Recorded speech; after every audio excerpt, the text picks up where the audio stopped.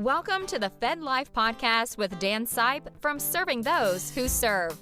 In this podcast, Dan draws from years of financial experience to help federal employees overcome challenges that every Fed can relate to. Join us for this journey as we reach, teach, and serve to help you make the right financial decisions. Now, on to the show.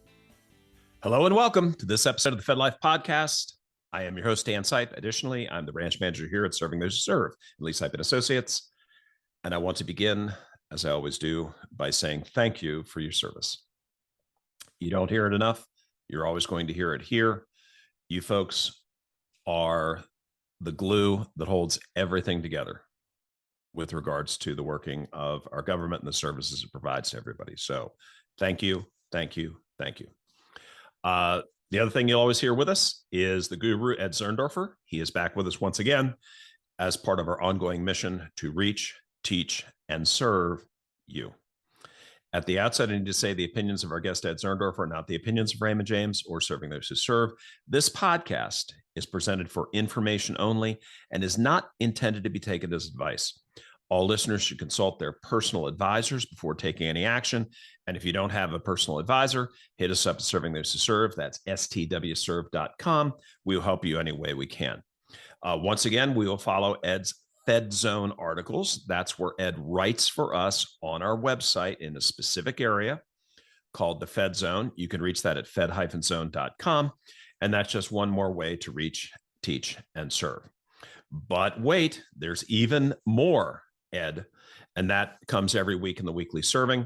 Every week we deliver the best of Ed. We deliver the best of Jennifer Meyer, Ed's webinar partner, and Benefits Ben from our staff right to your inbox. So don't miss out. See our subscription information on the YouTube page for that attached to this podcast. And all I can say is wow, wow, and wow.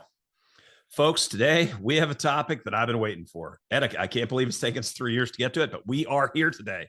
We are going to tackle pension maximization. And if you're not familiar, quick blurb, this is and I will use air quotes with this is a strategy whereby a Fed will forego leaving a survivor annuity to their spouse to receive a larger pension.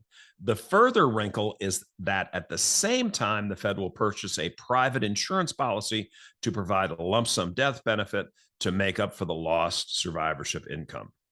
And this is a strategy, in my opinion, that can be rife with risks. So Ed and I are going to take a big bite out of this today. You know, Ed, I thought your article was great, and I really liked your advantages and disadvantages approach.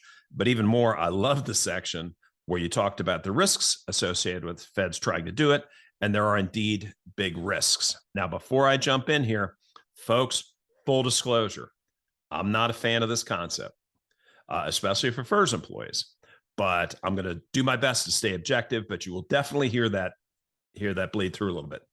So, Ed, let's begin with the premise for folks who may not be familiar. What is pension maximization? Okay, Dan, pension maximization is an option that a retiring employee has when the retiring employee has earned and will receive what's called a guaranteed pension, in which the retiring employee will be getting an annuity.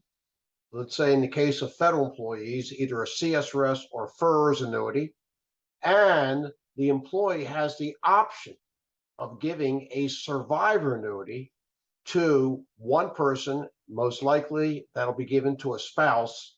And what a survivor pension is a percentage of what the deceased retiree was receiving at the time of his or her death for the remainder of the surviving spouse's life. Now, that percentage is usually the maximum of 50%, what's called a 50% survivor annuity that the spouse will receive for the rest of his or her life. Now, keep in mind, Dan, that in order for the retiring employee to do this, they have to take a reduction in their own annuity. And that reduction could be for the maximum survivor pension of 50%, a 10% reduction annually. They're going to receive 10% less for the rest of their life in order to give this survivor annuity pension to a spouse. Gotcha. And so what makes this different than just cutting a spouse out, and saying, hey, I'm not going to have a survivorship, is the premise that somebody would secure an insurance policy to provide the lost survivor income, correct? That is correct, Dan. I want to say in full disclosure here, Dan, that number one, I am a retired federal employee. I'm currently receiving a CSRS annuity, and I am giving a full survivor annuity pension to my wife. Gotcha. Now, I also, in full disclosure, want to say the following. I am a licensed insurance broker. I could sell life insurance policies. I also can sell health insurance policies. And like you, Dan, I am not a big fan of this pension maximization option because there is risk involved. Now, one of the things that bothers some federal employees about the survivor annuity associated with a CSRS annuity or first annuity is the fact that they have to take a 10% reduction in their annuity in order to get this survivor pension. And the argument is, well, do I really have to do this for my spouse? Well, you don't have to do it for your spouse. You should do it for your spouse, because what's going to happen when you're no longer around and your spouse has bills to pay? Sure. I've always said this, and I think I repeated this in a previous podcast, but it is worth repeating here, Dan. Mm-hmm. I've been teaching federal retirement seminars for almost 25 years now. Now we're doing webinars. Yep. And when I get the question, Ed, are there any tests for retirement? Do I have to fulfill any tests? If I'm a federal employee and I'm trying to decide whether to retire or not, are there any certain tests that you have that I should pass in order to retire from federal service? Gotcha. And I have 3 tests, Dan. The first test is a financial test. Of course, it's a financial test, because you just can't decide out of the blue to retire. You got to make sure that when you retire, that you're going to have enough retirement income in order to pay your bills. When you retire from federal service, your bills do not retire. Bills come in. So you have to make sure there's enough retirement income coming in from the various sources that you're going to get a retirement check to retirement income from, such as a CSRS annuity, FERS annuity, TSP, Social Security, all these different types of pension type income. There has to be enough there. It is a financial test. That's the first test. The second test I have for federal employees when they're about to retire has nothing to do with money. It deals with their minds.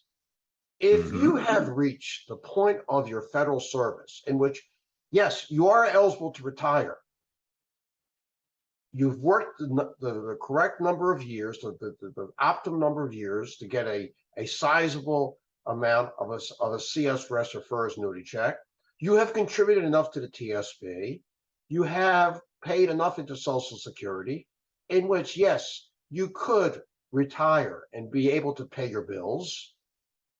But coming to work for the federal government is no longer attractive. Maybe you're turned off. Maybe you're tired. Maybe you don't get along with your fellow employees, your boss. And if you continue to work, it's going to really affect your mind to the point that you're miserable. You wake up in the morning and says, darn it, I really have to go to work? Do I have to work for the federal government? Well, in my opinion, in that case, if you are eligible to retire, but continuing to work is going to be affecting your mind, you're failing what I call Zurndorfer's sanity test. You better retire. That's the second test. And the third test deals with individuals who are married, with federal employees who are married, and they know that they're going to have pension income coming in, and they're married. And that pension income is going to be providing security for themselves and for their spouses. And if these individuals, these federal employees, were thinking about retiring, and they're losing sleep over the following issue, that if they were to predecease their spouse, and it would turn out that there's not going to be enough pension income for their spouse so that their spouse can pay the bills after they're no longer around. If they're losing sleep over that issue, what would happen to their spouse? If they would predecease their spouse, then they are failing what I call Zurndorfer's pillow test. Got it. They're losing sleep. In that case, you better think seriously about giving a nice amount of survivor benefits, and includes a survivor annuity to their spouse. And as we're going to find out later on, Dan, it's not only a survivor annuity, there are other benefits that you can give your spouse if you give them a survivor annuity. Oh, yeah, absolutely. And, one thing, folks, that I'll pop in here, we are addressing the concept of pension maximization specifically as it applies to federal employees. And primarily, we're talking a lot about FERS here. For example, I know my dad many, many years ago retired from the private sector. And for him to provide a survivor benefit to my mom was much, much more than a 10% reduction. It was closer to 25%. So the one thing I want to say is, compared to a lot of pensions that I've seen, both the CSRS and the FERS structure is pretty much on the economical side for what somebody's quote unquote giving up or paying for that survivorship. So, okay, Ed, your article begins with possible advantages and disadvantages, and you give us a really great example with Robert. Robert's 63 years old. He retired. He had a $40,000 FERS pension. And so that kind of sets the stage. Why don't you talk about that a little bit, and where that leads us into our story? Yes, definitely. It really helps to give an example to really 100%. fully comprehend what's going on here. So my example is this in the article I wrote. We have Robert, age 63. He retired from federal service on December 31st, 2021. Robert had 30 years of service, and he elected not to give a FERS survivor annuity to his wife, Emily. Now, it turns out that Robert's starting and current this year, his current FERS gross annuity is $40,000 a year. That's his annuity. Had he elected to give Emily the maximum survivor benefit, this is under FERS, of 50%, then Robert's FERS gross annuity would have been permanently reduced by 10% of $40,000. That is $4,000. His starting FERS gross annuity of $40,000 would have been reduced by $4,000, leaving him a net $36,000. Meaning what?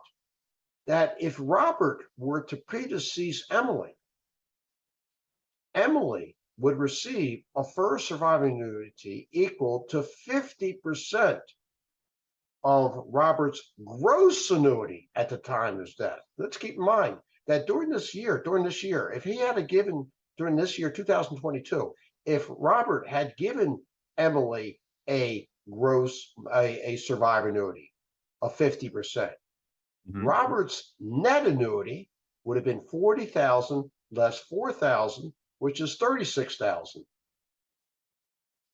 And by the way, Dan, Robert pays tax on the 36,000. Gotcha. Not the 40,000. Gotcha. But let's say that Robert, God forbid, died this year. Then Emily would be eligible to receive a 50% survivor benefit starting a month after Robert passed away, of how much? 50%, note this, Dan, 50% of the gross annuity that Robert's, that's 40,000, 50% of 40,000, not 50% of 36,000. And she would get that for the rest of her life. 50% of 40,000, subject to COLAs. She's going to be getting cost of living adjustments, just like Robert were to receive COLAs. Gotcha. If I could just say one thing here, Dan, for those people listening who have never attended one of the Serving Those Who Serve webinars, we give, and I know I do, I ask you all the time, is it okay to put a plug in for these webinars? Plug away. Okay, so at Serving Those Who Serve, we have a webinar. It's entitled Understanding CSRS and FERS Survivor Benefits. We have that webinar every other month. We just had one in October. We're going to have another one in December.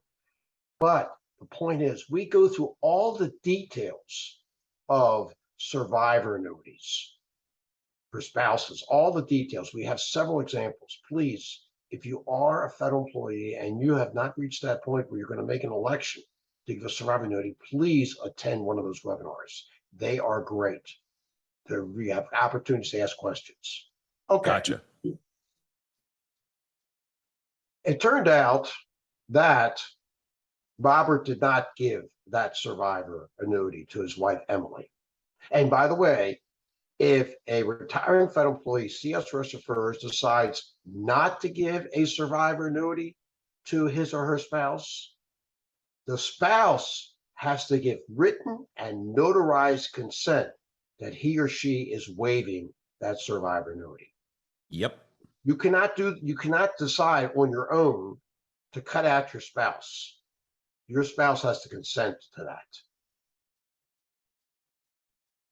Okay, so Emily gave Robert the consent.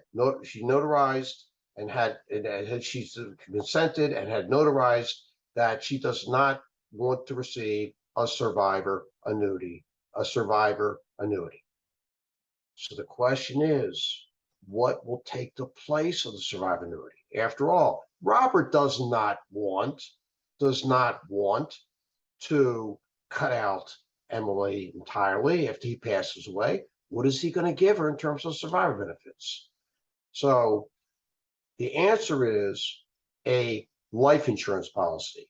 In other words, what Robert's thinking here is that with the money I'm saving each year, that is, my annuity is not going to be reduced. I'm going to be getting the maximum FERS annuity of $40,000 a year.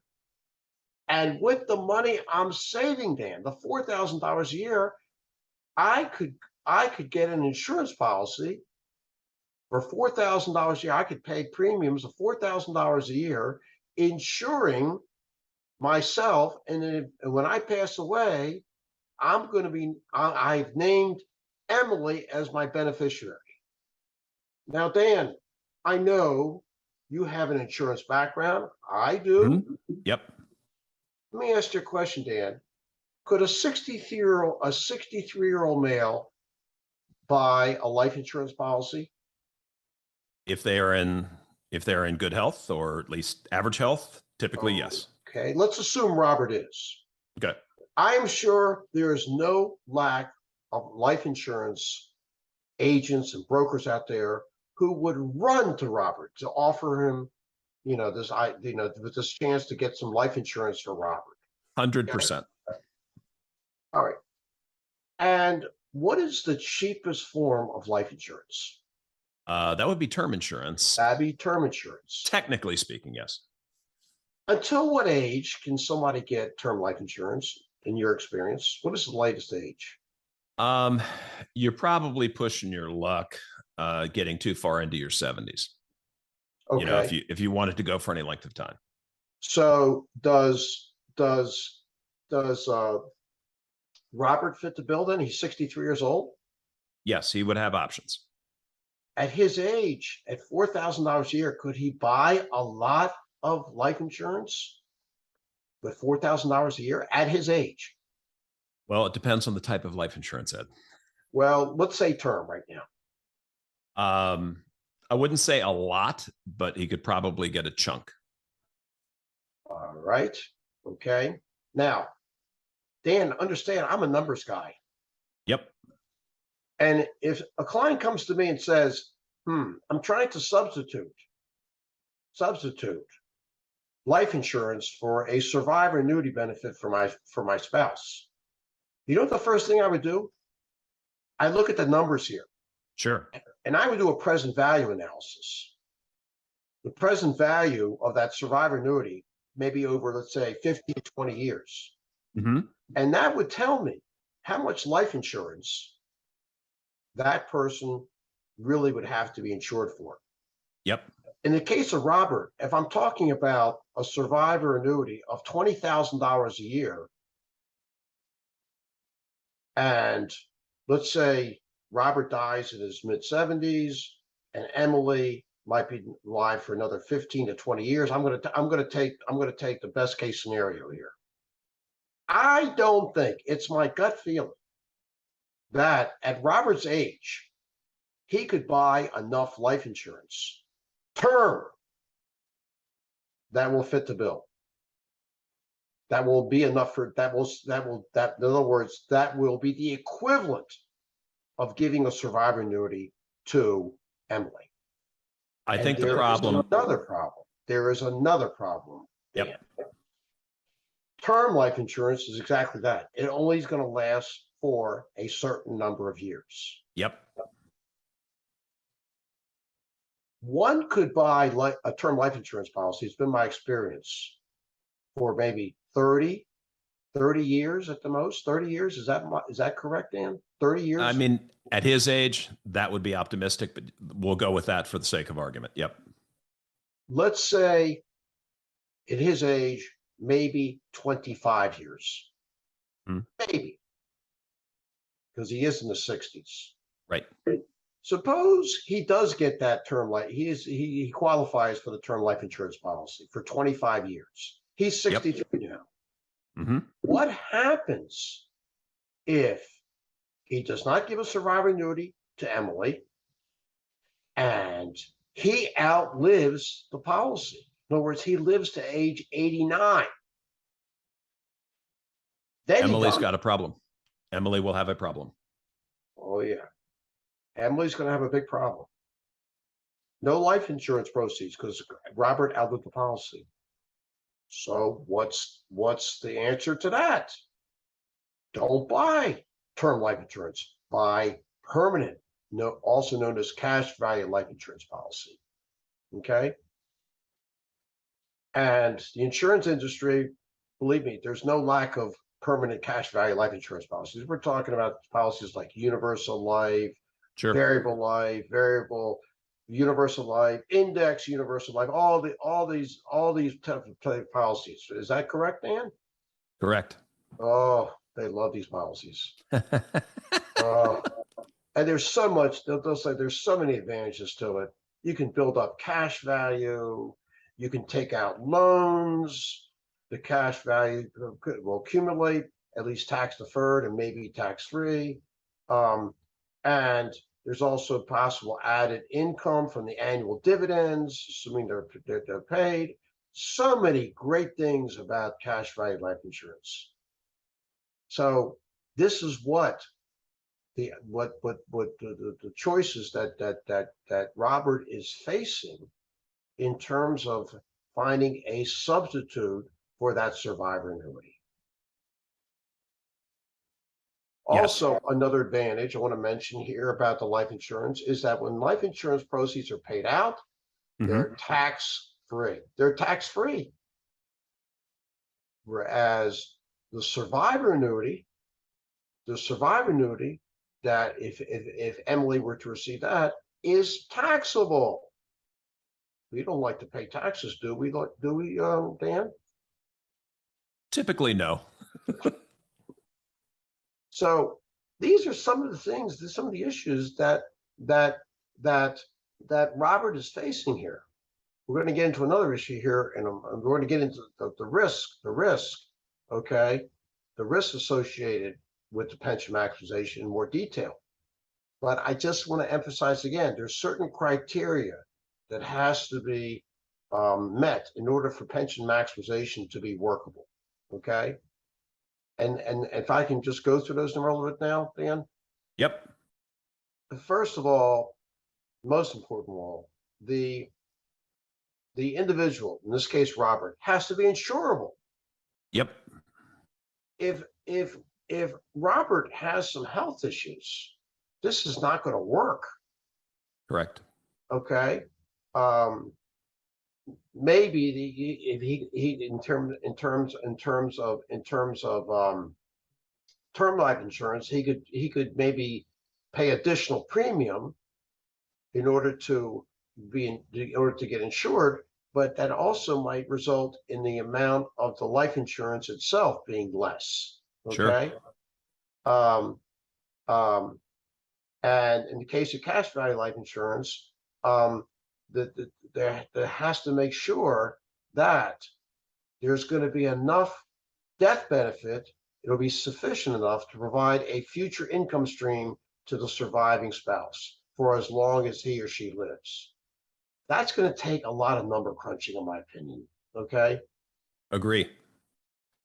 At the minimum, the amount of life insurance has to be greater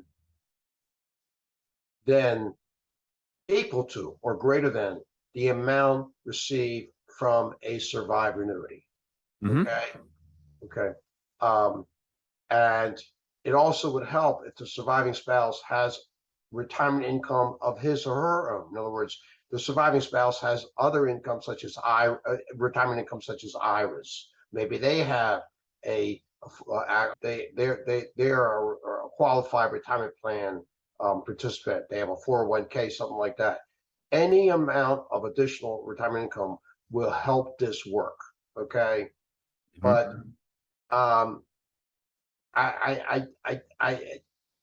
in order for the pension maximization strategy to work, the importance of life insurance cannot be overemphasized. The retiree needs to purchase a sufficient amount of life insurance necessary to cover the surviving spouse's future income needs. This is where the challenge comes in. Okay. So there's a lot of ifs here. There's a lot of ifs here for this to work. Yeah, agree. And one of the places where I feel this breaks down is that people aren't thinking about it until a year or two before retirement. If somebody has a substantial amount of permanent insurance that they've set up during their lives, and now kids are grown and things like that, and mortgages are paid off, if that's already there and it's fully funded, that's very different. But all too many times this is coming up, and it's a product-based solution. And I'm always wary of those, because as you correctly identified, the cost of the policy needs to be affordable within the context of the retiree's pension. And that's where I feel the process breaks down and a lot of crazy ideas creep in. As we've discussed, I've seen situations where retirees are considering term insurance to make it affordable. And it's like, well, I think I'll be gone in the next 20 years, but what if you're not? That's a bad idea. Now, Ed, you also then dig into the risks associated with pension maximization. And if you do it wrong, your spouse is out of that federal health plan when you die. So talk about that. Dan, this is such an important issue that federal employees, married federal employees, need to consider. Federal employees who've been participating in the federal employee health insurance program as employees are eligible to keep their federal employee health insurance into and throughout retirement. They pay the same percentage of the premiums, namely 25 to 28% in retirement, as they were as employees. And eligible family members, such as spouses, can stay on their federal employee health insurance also in retirement. They stay on their policy as part of self plus one coverage, or self and family. This is so important that federal employees need to be aware of. They don't have to, when they retire from federal service, go out and buy supplemental health insurance, Medicare supplement insurance, they are encouraged to enroll in Medicare.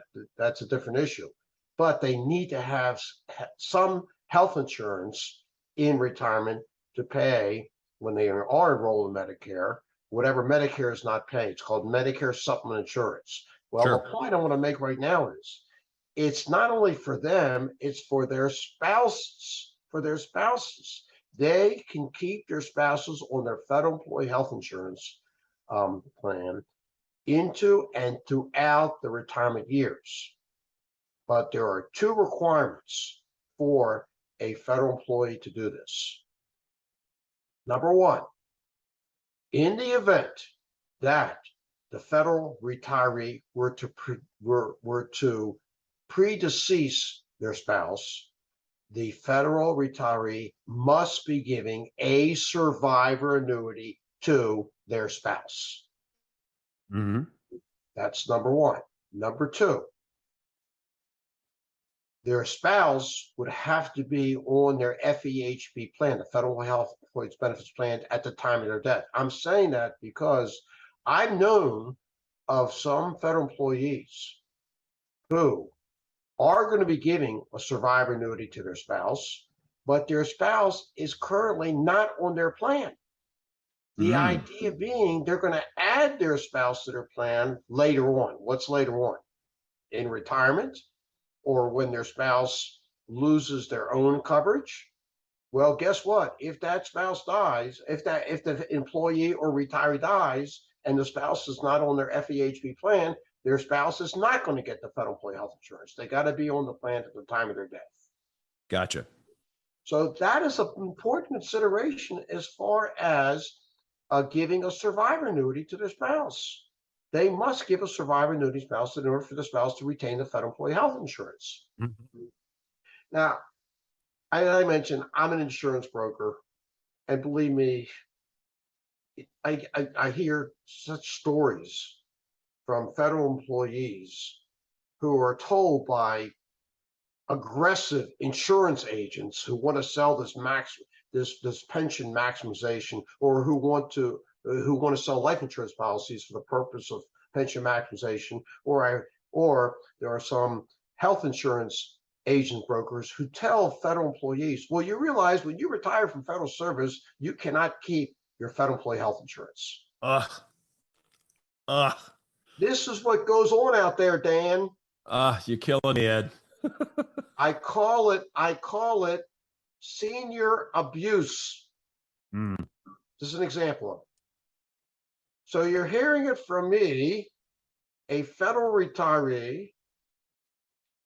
You're hearing it from me, an insurance person, both life and health insurance. That is false information. Yep. A federal employee who meets the requirements can keep their federal employee health insurance for themselves and for their spouse into retirement, but they must give their spouse a survivor annuity. Yep. So here's the compromise that some insurance people say, okay, give your spouse a less than maximum survivor benefit. Give them what's called a less than maximum. In the case of a FERS annuity, that would be 25%, not the 50% maximum survivor benefit. Yep. This way, you can give your spouse, you can make sure your spouse keeps the health insurance, but you don't have to give them that much of a survivor annuity, half the amount, 25%. You're going to be saving in terms of the cost to you. Instead of taking a 10% in your annuity, you'll be taking a 5% cut in your annuity to give your spouse that 25% survivor benefit. And now, with the money you're saving in terms of reduction to your annuity, go out and buy some life insurance. And again, it comes back to the same thing. Will there be enough of a survivor annuity for 25% to allow you to buy some life insurance to help fill the gap of what your spouse will need in terms of paying the bills? Sure. I honestly do not think so, Dan. Go ahead. Go ahead. I've looked at a lot of these through the years, Ed, and I just haven't seen them hold up like you. I'm a numbers guy, and trying to get a large enough death benefit for somebody at that age. And then, you touched on it briefly. This is a great place for us to expand it a little bit further. And the one thing that I see is missed time and time and time again in the comparison is the impact of taxation. Because let's go back to Robert. Robert's pension is $40,000. So ease of numbers, we'll just do the 10% reduction. That's $4,000. I will see proposals made where somebody's using the whole $4,000 to try and get coverage. The problem is you don't have $4,000 net because you're going to be taxed on that $4,000.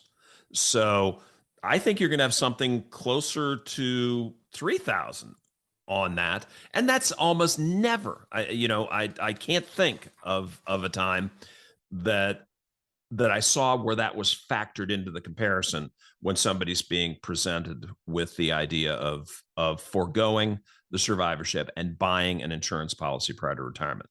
Have you seen where that's factored in? I have not seen it. No one has proven to me that it's worth it. Yeah. So you miss on the top number by not necessarily having enough death benefit, and you miss on the bottom number by, even if you hit it, you're actually spending more because you're taxed on the $4,000 that you got back in. So you're still cutting into your own money, and that gets missed. And so I think we're both being very clear here that we don't necessarily think this is a great thing for somebody to consider if they're in either CSR or surfers, but especially FERS. So Ed, you round out your article by making a couple of great points. If somebody does go down this road, and the first one is the retiree needs to be able to properly fund the policy. So talk about that. It has to be emphasized again that the premium cost of the life insurance should not exceed the amount the married couple would be paying without a pension maximization plan. Okay, in particular for the annual cost to provide a full survivor annuity. The annual, it doesn't make sense if you're paying more in premium costs each year compared to what would be the cost to the annuity to take that reduction to give a maximum survivor benefit. That's the first thing. Also, it's important that the life insurance policy stay adequately funded. That is, if they do the pension maximization and they're going to get this life insurance policy, most probably it's going to have to be a cash value policy that they may want to consider putting more money into that policy so there's more cash value.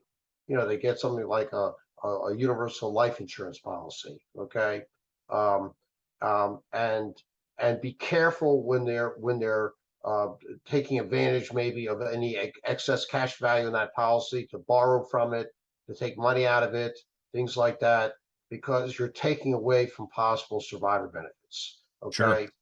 And I've seen some cases, I'm sure you have too, Dan, where when universal life, particularly in the early days when it got so popular and people were sinking money into it because interest rates were sky high, that they borrowed against it, and to the point that they no longer, and they were using some of that money to pay for the premiums of the policy itself, and they took money and they borrowed against it to the point that there was no cash value left, and the insurance company said, you have to put a lot more money into this policy or else it's going to lapse. And you lost the policy. You don't want that to happen in the case of a pension maximization life insurance policy that's a substitute for a survivor annuity, because if that policy lapses, you may not have any life insurance policy anymore because there's so much money that you have to put up front and you do not have it. So there are several considerations. And finally, let me just say this, Dan, I know I'm making another plug here, that if anybody is thinking about this idea of pension maximization, number one, please attend again a Serving Those Who Serve webinar on this subject. And also, as part of attending a webinar, you have an opportunity to meet with a Serving Those Who Serve representative and ask questions about all your benefits. But this particularly is a question that you definitely need to bring up. Would pension maximization make sense for me? And I promise you, the person you talk to will give you an unbiased, true answer. No biases here, but they will go through all the pluses and minuses. In my opinion, there are more minuses. I think you would agree with me with that. Sure. But they're willing to listen to you. But don't make this decision on your own. And by all means, don't let anybody in the insurance industry trying to convince you that this is the best thing. It all depends. It depends on several factors that I hope we've gone over today to review and to put on the table. Yep, 100%. And always try and stay away from thoughts like always and never, because you say never, then somebody pops up an example where it did make sense and it did work, and suddenly it's like your whole argument has been refuted, which I don't think is the case. So I guess the way that I would put this forward is you need to have a very critical and discerning eye for this type of thing. And you need to ask hard questions. And if you don't know the questions, as Ed said, attend the survivorship webinar. It's free. There's no strings associated with that. If you want us to take a look at something for you, we're happy to do that. It's Serving Those Who Serve. But you need to be very, very, very critical in your thinking about this process, because there's so many ways that it cannot work and some narrow windows where it will. And I think it's way tougher now to even consider it for FERS. CSRS, there were a lot of ways that a survivor could be left in the health plan. There's only one with FERS, so there's a whole lot to it. So if you're not going to really take it apart and break it all down, I'd say keep it simple, steer away from it. You've got a great survivorship option. And I will say that emphatically, that the survivorship option in both CSRS and FERS is a great option. If you look at the COLA histories for both, yes, they're not the same, but they're still way better than anything else that's out there. So that's my closing point on that. Ed, any closing thoughts on the topic? Yeah, and not to mention the health insurance aspect too. That's a very 100%. Again, that health insurance benefit is golden. Yep. Well, we joke about it, Ed. I feel like some days I'm going to be standing out there with a sandwich board right in front of Retirement Thrift Investment Board saying, we'll work for health insurance. So if anybody's listening to this from the Retirement Thrift Investment Board, if you're looking for a knowledgeable guy that you'd like to hire on for exactly 5 years, I am available. I'll do it for wage grade. Happily do it just so I can get into that health plan, because it's worth it. Ed, once again, I want to thank you for everything you do for us and for the federal community, especially how you help us, our team, learn and grow. I can't believe it took us 3 years to get to this one, and I think we behaved ourselves pretty good. We didn't rant too hard. We've gotten pretty worked up about this from time to time, folks. So if you ever want to hear us get really worked up, send an email in and tell us why you think we're wrong, and then then you'll see that side come out. So folks, that is a wrap. We are Serving Those Who Serve. Be sure to subscribe to this podcast on our YouTube channel and Spotify. And please remember to share it with your friends and strangers, especially this one, because this just keeps popping up and popping up and popping up. So somebody can come on, put about 30, 40 minutes into this, and they'll at least have the questions that they should be asking. Check us out on Twitter and LinkedIn. Do not forget, as Ed mentioned, those live webinars every week. Just go to our website at stwserve.com. You will see the webinar button. Click it, and it'll take you to the landing page for all of our webinars. Sign up for one, sign up for all. Ed will come to you wherever you are to reach you where you are, teach you where you are, and serve you where you are. Share the page with your friends. They will thank you. And be sure to read Ed every week in the Fed Zone. And that's at fed-zone.com. And don't forget to sign up for the weekly serving. Ed and all the other Fed stars from SWS coming straight to your inbox.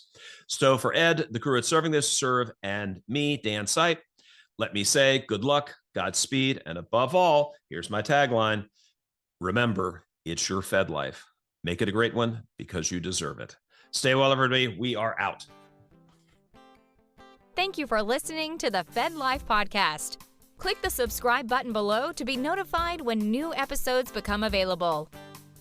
The information covered and posted represents the views and opinions of the guest and does not necessarily represent the views or opinions of Serving Those Who Serve or Raymond James. The content has been made available for informational and educational purposes only. The content is not intended to be a substitute for professional investing advice. Always seek the advice of your financial advisor or other qualified financial service provider with any questions you may have regarding your investment planning. Securities offered through Raymond James Financial Services Incorporated, member FINRA SIPC.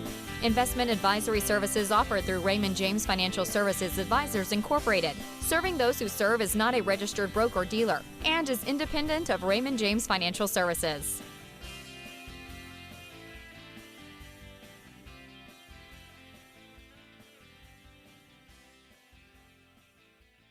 Raymond James is not affiliated and does not endorse the opinions or services of any of the quoted professionals or their respective firms.